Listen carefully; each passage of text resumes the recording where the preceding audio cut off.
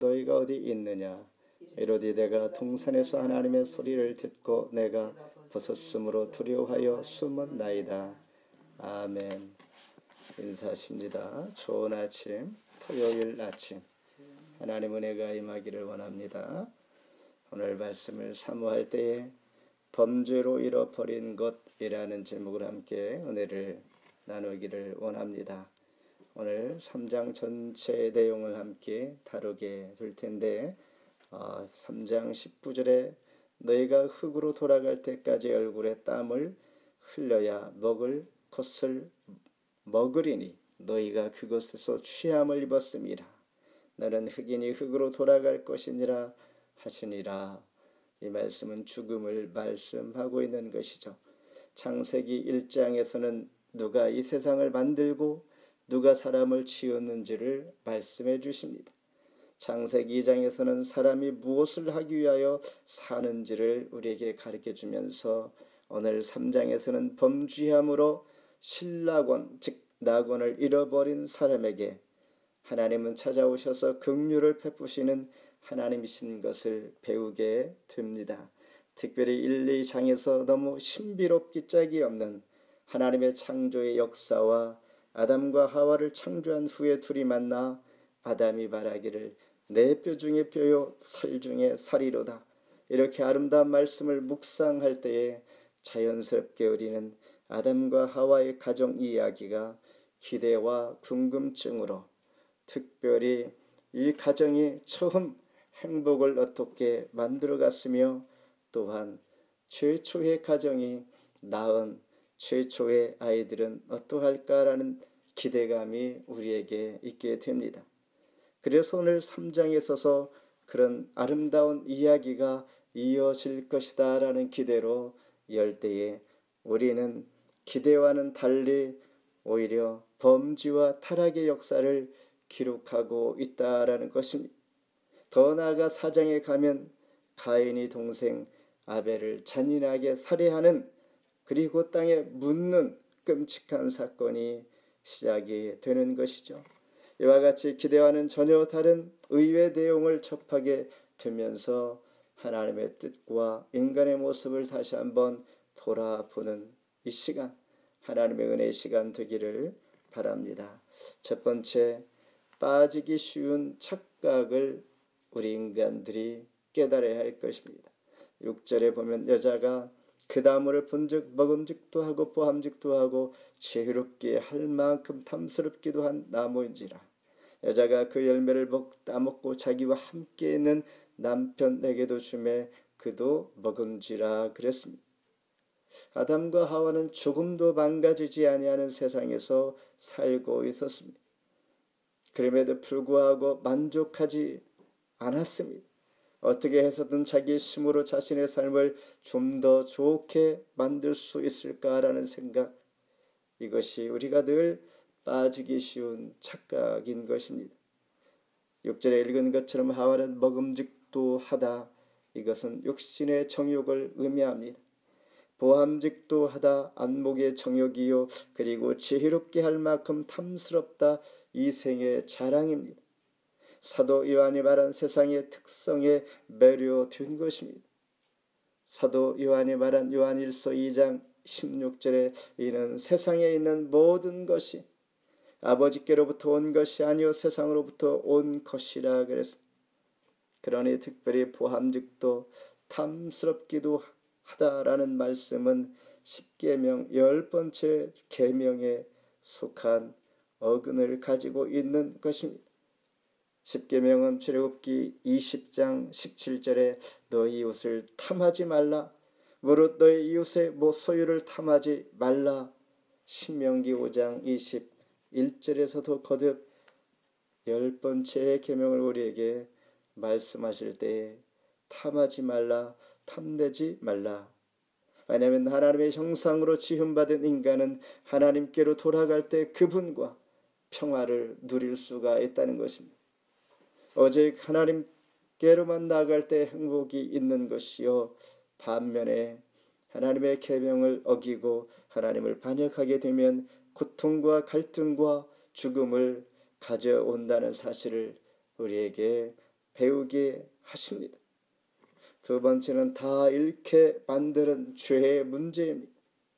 우리 19절 같이 한번 읽습니다.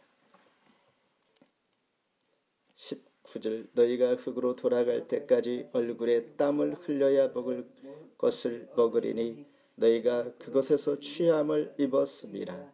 너는 흙이니 흙으로 돌아갈 것이니라 하시니라. 아멘. 하나님은 2장 17절에서 선악을 알게 하는 나무 열매를 먹는 내로는 반드시 죽으리라 말씀하셨습니다. 그런데 3장 3절 오늘 본문에서 여자가 하나님의 말씀에 먹지도 말고 만지지도 말라 너희가 죽을까 하노라 하셨느니라. 말씀이 조금 바뀌어집니다. 반드시 죽으리라 하다가 죽을까 하노라 이렇게 말합니다. 4절에서는 뱀은 결코 죽지 아니할 것이다 라고 하니 여자는 뱀의 유혹과 정욕으로 6절에서 따먹고 남편에게 주어 함께 먹습니다.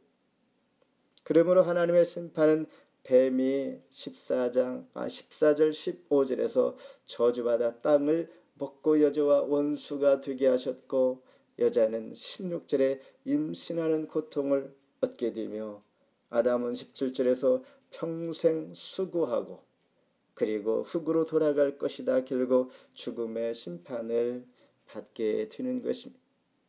게다가 24절 이같이 하나님이 그 사람을 쫓아내시고 에덴 동산 동쪽과 그룹들과 두루 도는 불칼을 두어 생명나무의 길을 지키게 하시니라 말씀하십니다. 이와 같이 죄는 모든 것을 잃게 만듭니다. 그런데 여기에서 끝이 아닙니다. 또 다른 결과는 지옥이 생긴 것입니다. 마가복음 9장 43절에 만일 너희 손이 너를 범죄하게 하거든 찍어버리라. 지옥불에 들어가는 것보다 나으니라 그랬습니다. 이 땅에서의 지옥을 우리는 경험하게 됩니다. 가난과 질병, 미움, 또한 저주와 탐욕, 이런 죄의 결과들 결국 모든 것을 잃게 되는 것입니다. 죄가 얼마나 무섭습니까? 마지막으로 긍휼하신 하나님을 오늘 3장에서 또한 우리가 만나게 됩니다. 21절 같이 한번 읽습니다. 3장 21절 여호와 하나님의 아담과 그의 아내를 위하여 가죽옷을 지어 입히시니라. 아멘. 하나님은 죄인을 위해서 처음으로 대속의 개념을 알게 합니다. 그 말씀이 바로 가죽 옷이라는 것입니다. 부끄러워서 숨었던 아담과 하와를 찾아오신 주님. 어디 있느냐 부르실 때 주님은 몰라서가 아니라 이미 그들이 죄로 말미암아 숨어 있는 것을 그들을 찾아오신 것이죠. 그리고 부끄러워하는 그들을 가죽 옷을 지어서 가리게 했습니다. 깊은 하나님의 구속의 의미는 피를 낸 가죽 옷이었습니다. 하나님과 에덴을 잃은 신라곤 아담과 하와는 유토피아를 찾아 방황하게 되는 것입니다. 유토피아라는 1516년 영국의 사상가인 토머스가 만들어낸 말입니다. 이는 어디에도 없는 장소를 말합니다. 이는 현실에서는 결코 존재하지 않는 이상적인 사회를 말합니다. 대표적으로 창세기 11장에 가면 바벨탑 사건이 소개가 되는데 우주 어디엔가에 이상향을 만들 수 있는 꿈의 유토피아인 것이죠. 이는 인간의 고향 에덴을 이뤘기 때문입니다. 이 세상에서 육신을 입고 살 때에 결코 이룰 수가 없는 것입니다.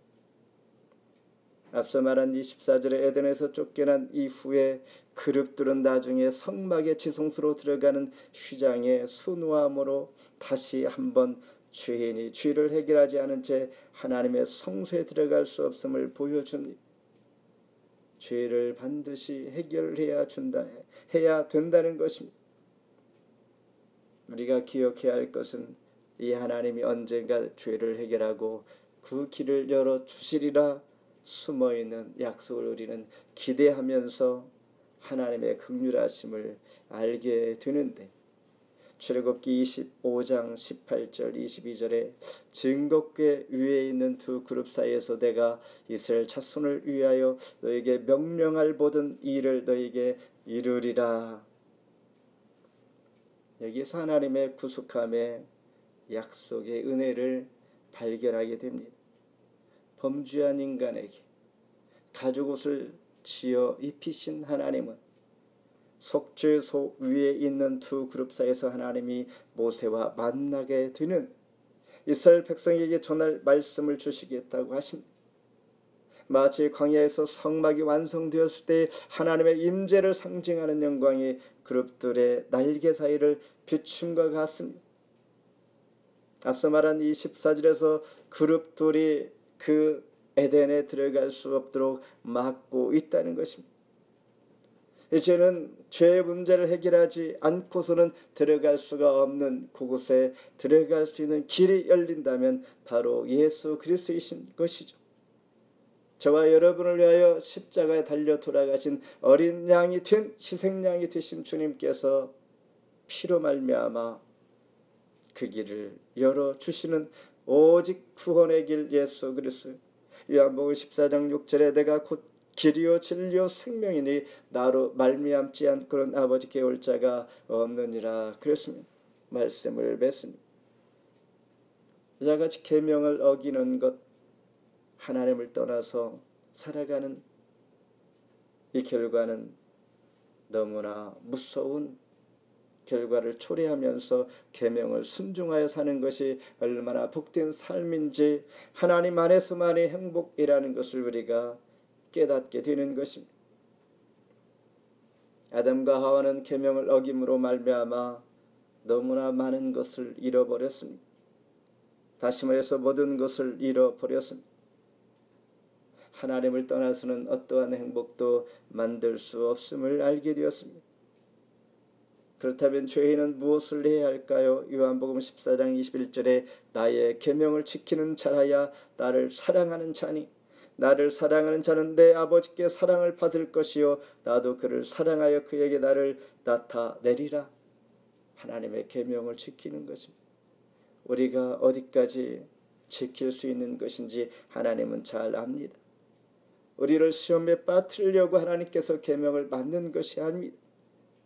에덴 동산의 중앙 실과 선악을 알게 하는 이 나무를 실과를 먹지 말라는 것은 우리를 시험하기 위한 것이 아니라 하나님과 최소한의 관계를 맺기 위한 약속입니다.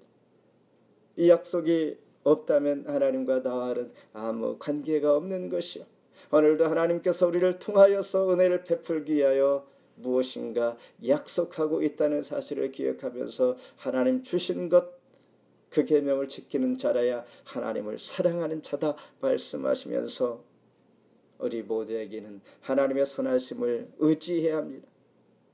자기의 죄를 고백하며 생명을 주신 하나님 앞에 늘 소망을 가지고 있어야 하는 것입니다.